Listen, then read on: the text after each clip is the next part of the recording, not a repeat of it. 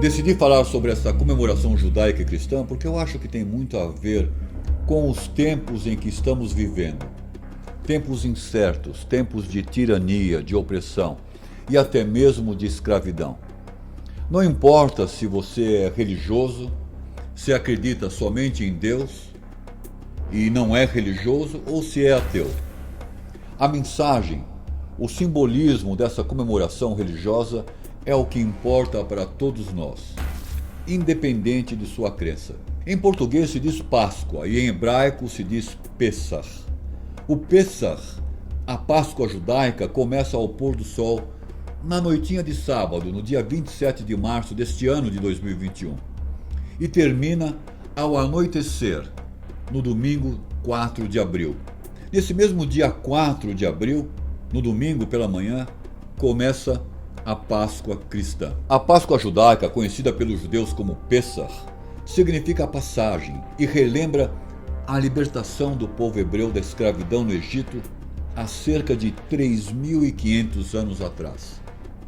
Judeus e cristãos comemorarão, cada um à sua maneira, a solenidade da Páscoa, que é a festa que comemora a passagem do povo israelita da escravidão do Egito para a liberdade na Terra Prometida, através da travessia do Mar Vermelho, como explica o rabino Michel Schlesinger, da Confederação Israelita do Brasil, a CONIB. A Páscoa é também uma das festas mais tradicionais do cristianismo.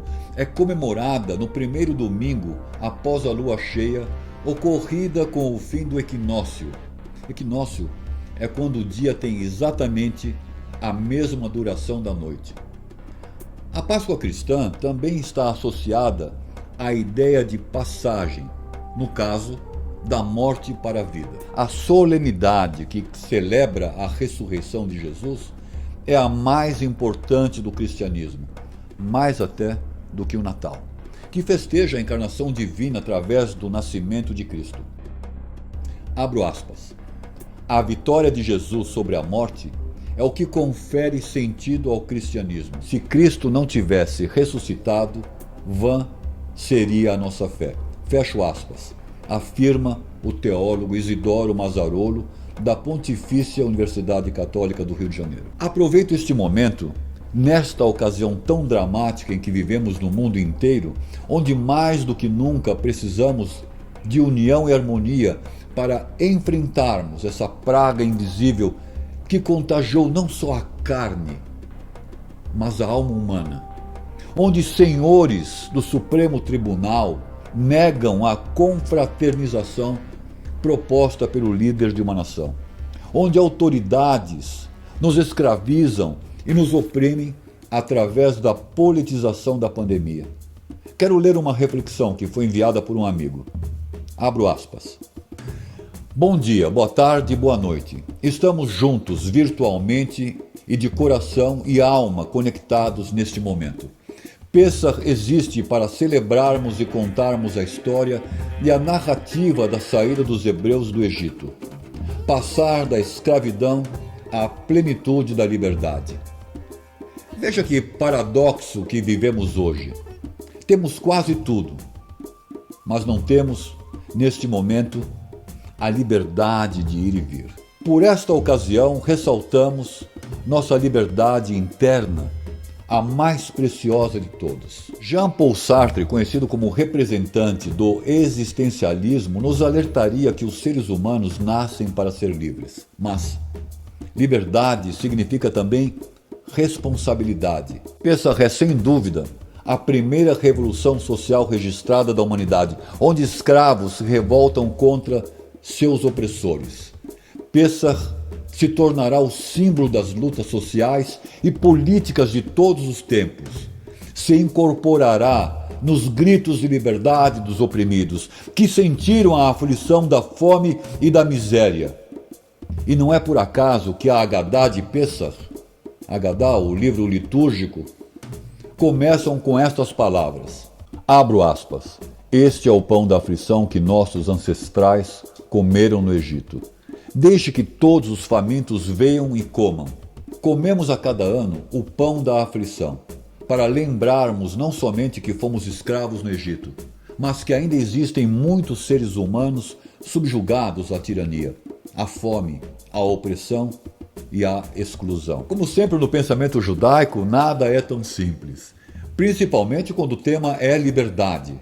A prova disso é a impressionante passagem no diálogo que Moisés tem com o Criador e o seu pedido de liberte meu povo. A resposta do Criador a Moisés é ainda mais complexa para o nosso entendimento humano. O Criador responde a Moisés, Herut al-Tinai, liberdade condicional, liberdade com condições. Essa resposta é o verdadeiro mistério do Pêssar e ainda hoje é um grande enigma. O que o Criador quis dizer a Moisés com liberdade condicional? Quais seriam essas condições para que o povo seja realmente livre? O grande sábio Emmanuel Levinas nos diria que a nossa liberdade está sob condição da liberdade do outro. Eu não sou livre se o outro não é livre.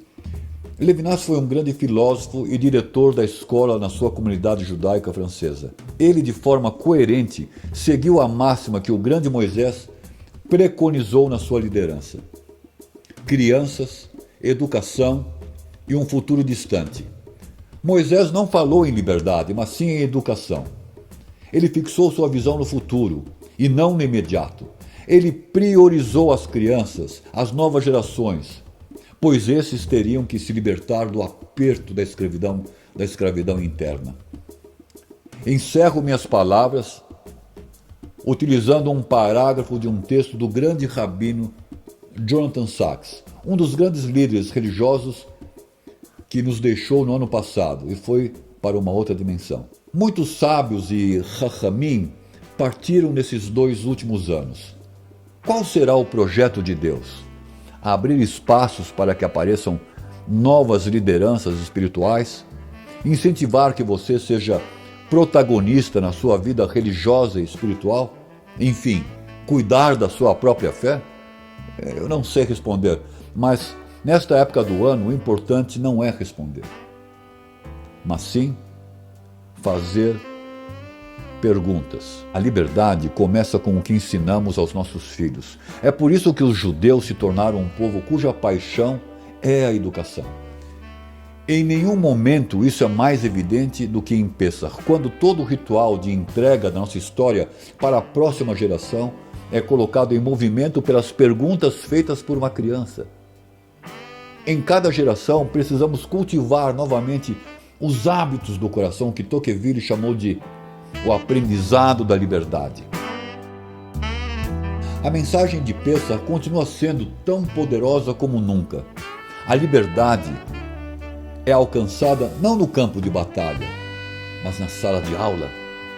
Ensine seus filhos a história da liberdade se você quer que eles nunca a percam. Hag Herut significa liberdade em hebraico. Hag Sameach significa boas festas, festas felizes. Fecha aspas.